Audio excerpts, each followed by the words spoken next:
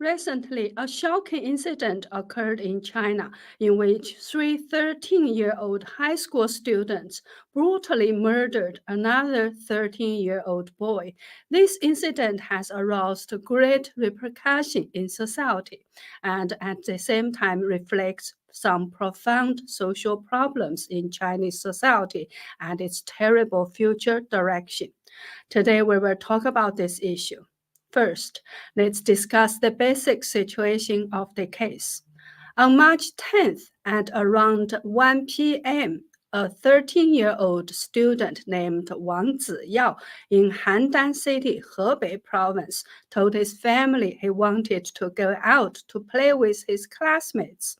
At around 4 p.m., his family found that his cell phone could not be reached and has been turned off. At 5 o'clock, his family began to look for him at the home of one of his classmates surnamed Zhang. Zhang first said he had not seen him and later said he had left with another person. At 10 p.m., the family called the police.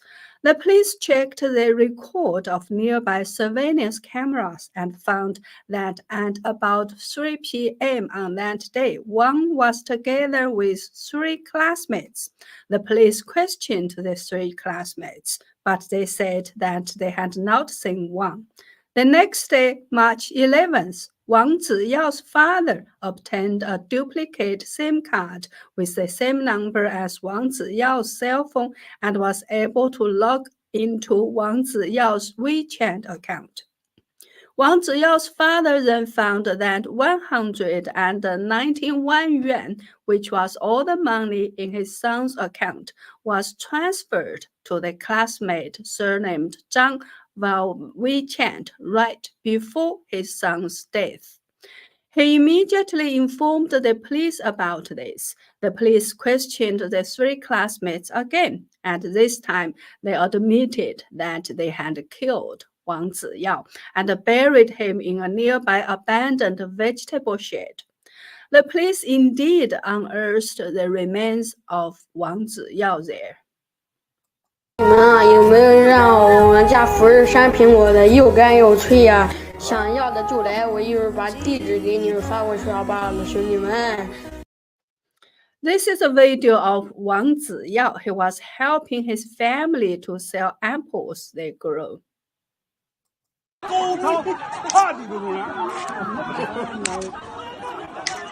你太坏了，根本看不懂，这边个所有人都去了。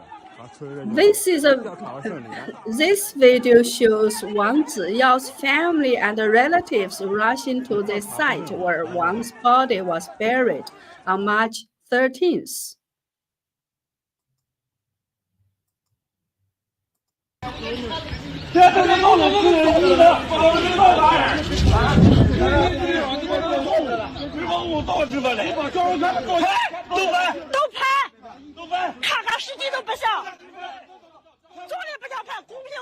This video shows the police not letting Wang's family see his body.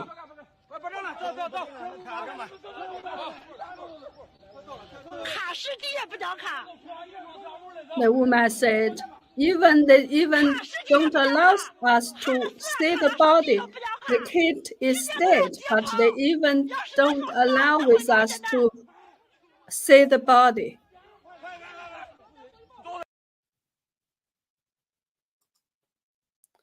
So this is where the body had been buried.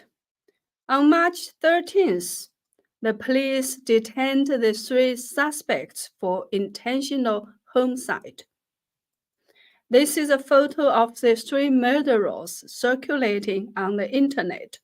When this case came to light, it immediately created a furor on the Chinese internet.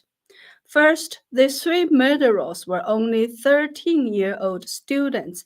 How could they kill their classmate in cold blood? After the murder, they continued to go to school as if nothing had happened and calmly made up lies to deceive. Secondly, the murderous method of killing was extremely cruel.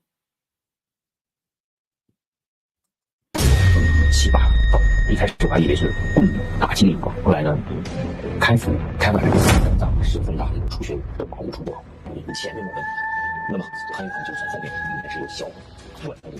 According to the lawyer hired by Wang Ziyao's father, Wang's body had fatal injuries in many places, including several blows on the head, 7 wounds on the neck, and about 10 wounds on the face. 头部血肿大概有几处，肚部、脐带、面部。我可以大概看肠口还是眼珠子翻眼，非常的惨无人道，令人发指。When eyeball was turned out, there was a bleeding mouth on the liver and so on. Some of the wounds were as long as 7 or 8 centimeters. In short, she was brutally beaten to death. According to netizens, the murderers wore gloves when they committed the crime and flattened their footprints with shovel after burying the body. The pit to bury the body was dug on the previous day. It was a premeditated murder. Social media posts show that as early as September 24th of last year, one of the 3 murderers, the one named Li Chen, posted to Wang Ziyao saying, "One day I will bury you alive."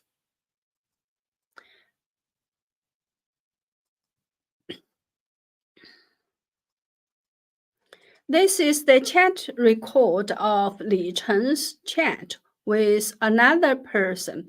He claimed that it was his idea to let Wang transfer the money and then bury him. And when the other person asked him if he regretted it, he said, "The more people talk about it, the more excited I am."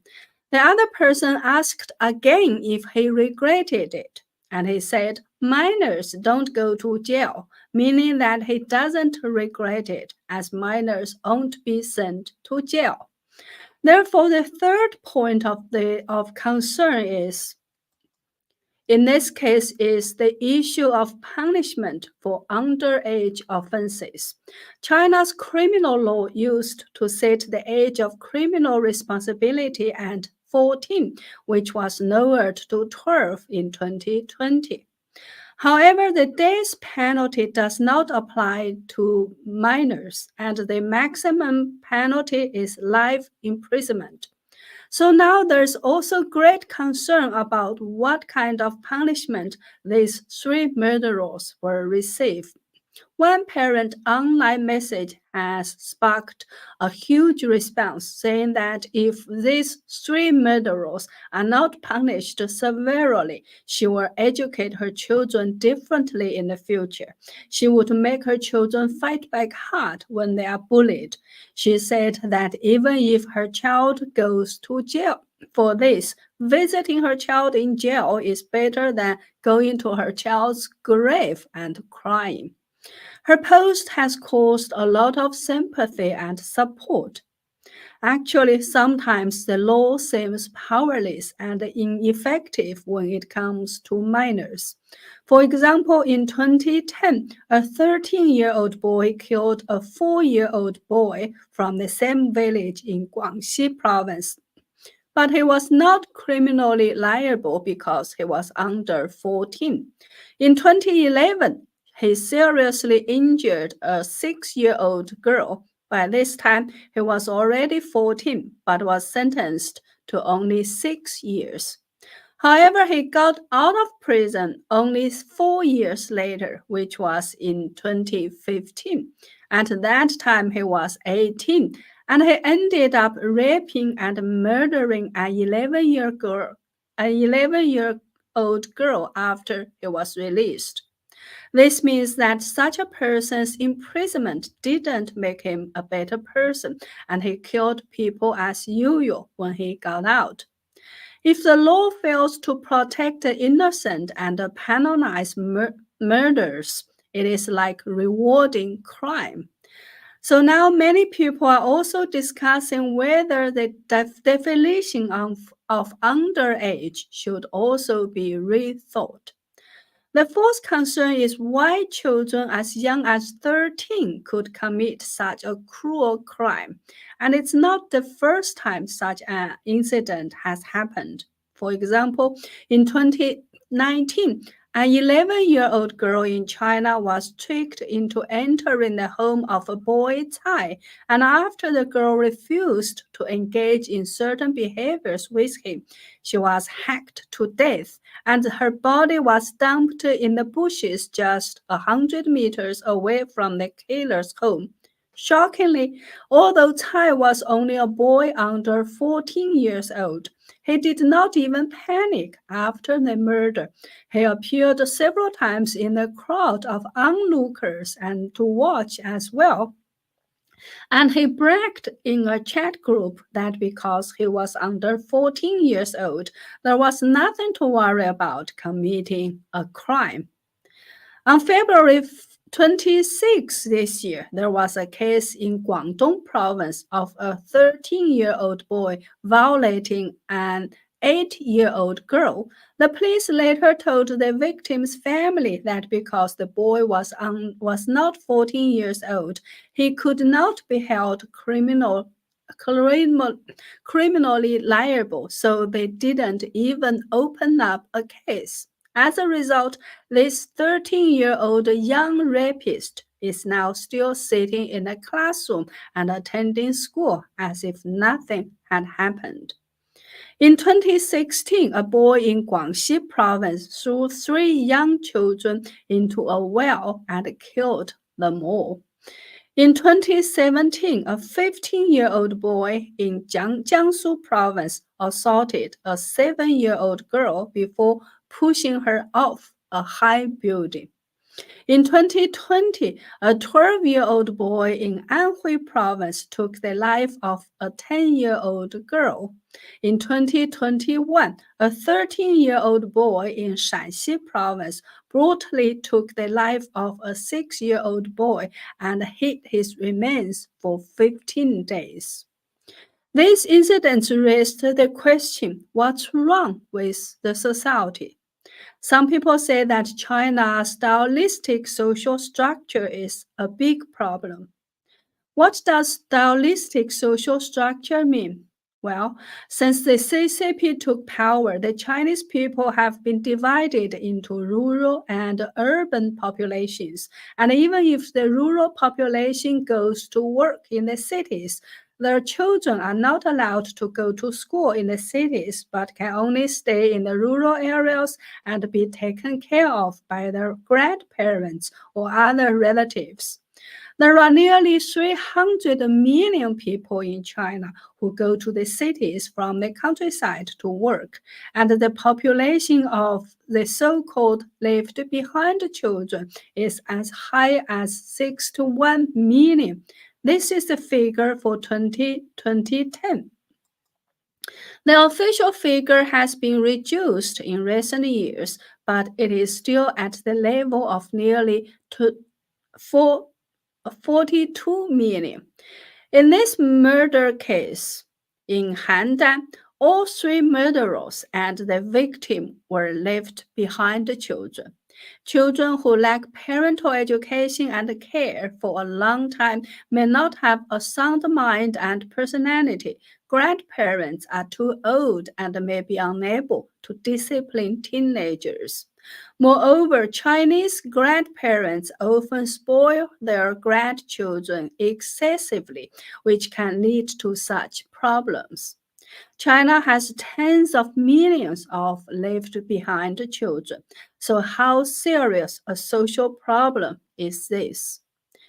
In addition, many teenagers nowadays are addicted to online games, killing people in the games and not taking them seriously at all.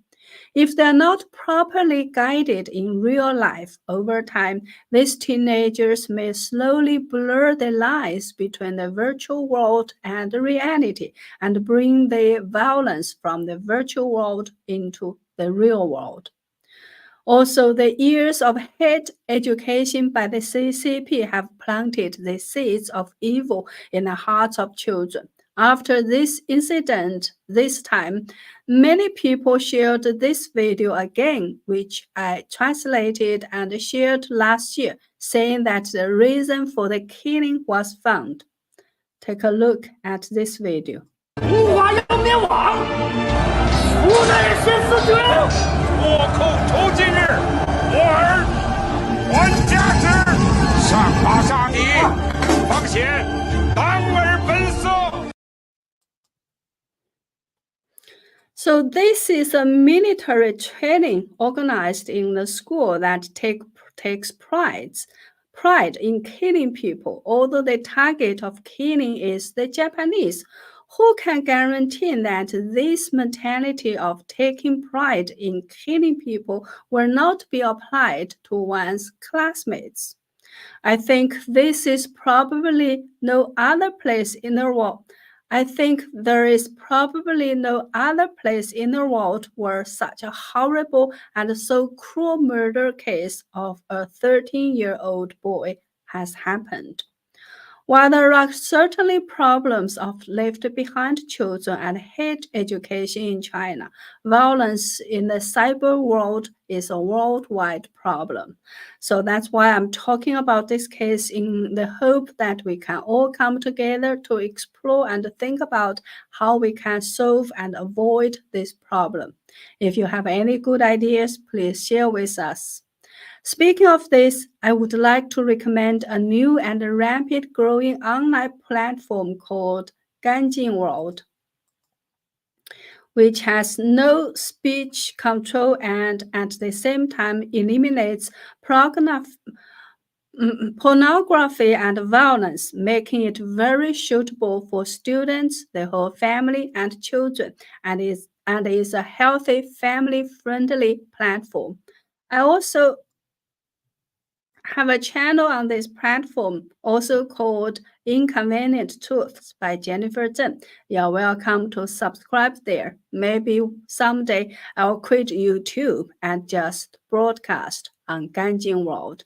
In the meantime, you can always sign up for a membership or donate to support me on my website at jenniferzengblog.com. Thank you. Have a nice weekend and see you next time.